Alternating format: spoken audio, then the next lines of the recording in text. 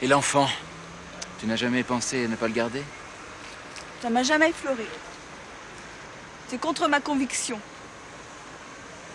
Pas conviction religieuse, parce que la religion et moi, on est plutôt brouillés, non? J'aimerais bien connaître ton opinion sur lui. Disons conviction... Qu'il te plaise. Personnel. Garçon Intime, connu je au dirais. restaurant. C'est ça, intime. Pas très intéressant. J'aime pas ce qui est contre la nature.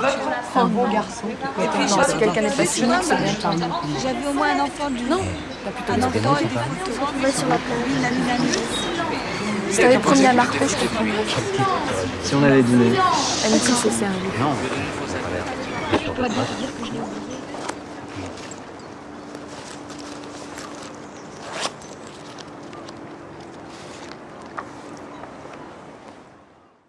To look at a photograph is to open a threshold. Sometimes it's a face staring back at you.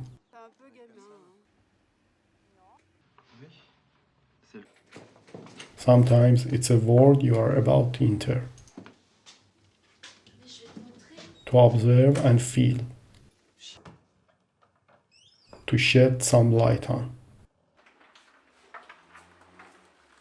In Rohmer's world, every door seems to be waiting to open.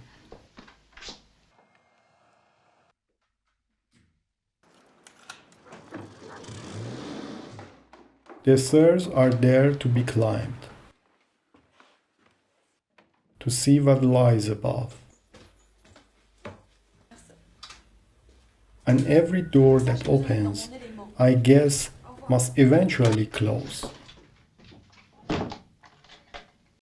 Eh bien, moi, je sais ce qu'il a pensé. Beyond the story and character, Rohmer's cinema runs on its own fuel. A steady pulse of arrivals and departures. Presence and absence. Encounter and evade. Non, au revoir.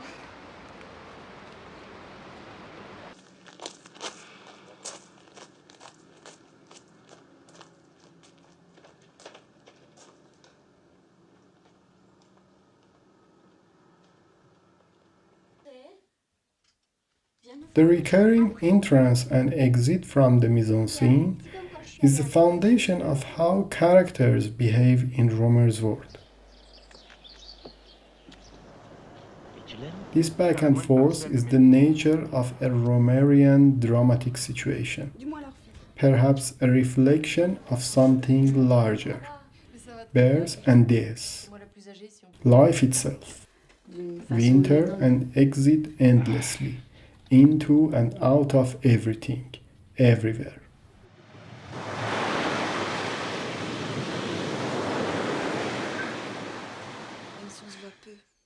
Rohmer's camera is, in the truest sense, the director's eye. At times, it follows the characters with quiet curiosity, tracking their every movement, listening to them. Mais j'aime Maxence. At other times, it wanders freely and calmly, glancing elsewhere, indifferent to the story unfolding before it.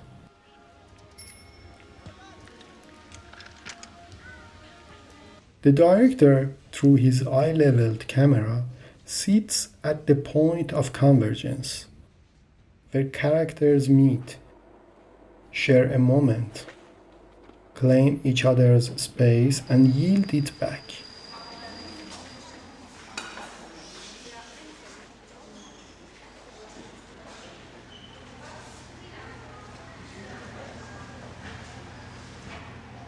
This constant flow is not just movement, it's a dynamic from which the film draws meaning. And yet this meaning is never fixed, never quite defined. Not a cinema of conclusions, but of currents. This flow of entrances and exits is not incidental. It's the architecture of Rohmer's blocking. Characters move in and out of frame, negotiating space, presence, and power. In the scene from Love in the Afternoon, every frame is claimed and surrendered multiple times. Friedrich yields the space and Chloe takes it back, again and again. As they talk about lies, affection, and relationships, their bodies draw closer and pull apart, occupying each other's space or carving out new territory. And to do so, they leave one frame and enter another. There is a tension hidden beneath these advances and retreats. And that tension is the heart of the drama. Near the end of this 6-minute sequence, he finally moves toward her. The negotiation is over. The simplest form of this blocking is what we might call a frame relay. One character leaves, another enters, and the frame passes from hand to hand. In this sense, Rohmer's cinema is quietly anti-heroic. Heroes don't surrender the frame. His characters do it constantly. Reframing, one of Rohmer's most habitual camera behaviors, can itself be read as a form of frame relay, a small adjustment, the camera following a shift within the scene. This complete submission to the subject heightens the viewer's sense of observation. The camera feels fluid and free, and what happens inside the frame feels unscripted. At times, a scene is so raw, so unguarded, that I find myself wondering whether there was a script at all. Salut. Ça va? Ça va toujours au moment des vacances. Attends, je vais mettre ça là. In Rohmer's cinema, everything is defined through relationship. People in relation to one another, and people in relation to their surroundings. An environment that begins in nature and countryside, extends through roads and outskirts, and reaches the city.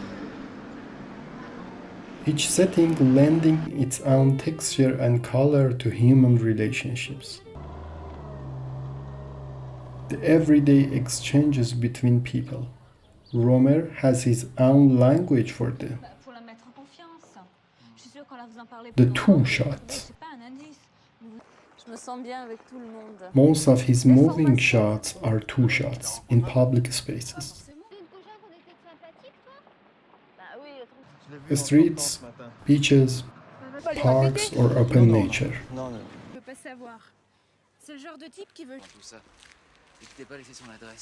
Two characters deep in conversation. The camera holding them from a slight angle, from the front or behind.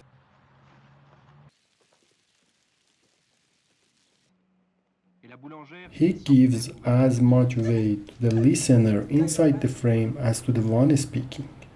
Personally, I find something very real in watching someone listen carefully.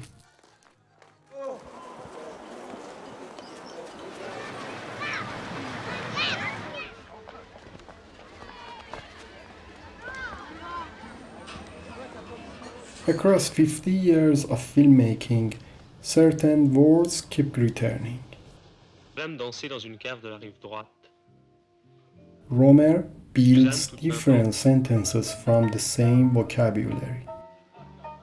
And dance is a constant in that vocabulary. Because to watch someone dancing is to hear the body, its gestures, its way, its movements. A relief after all this talking.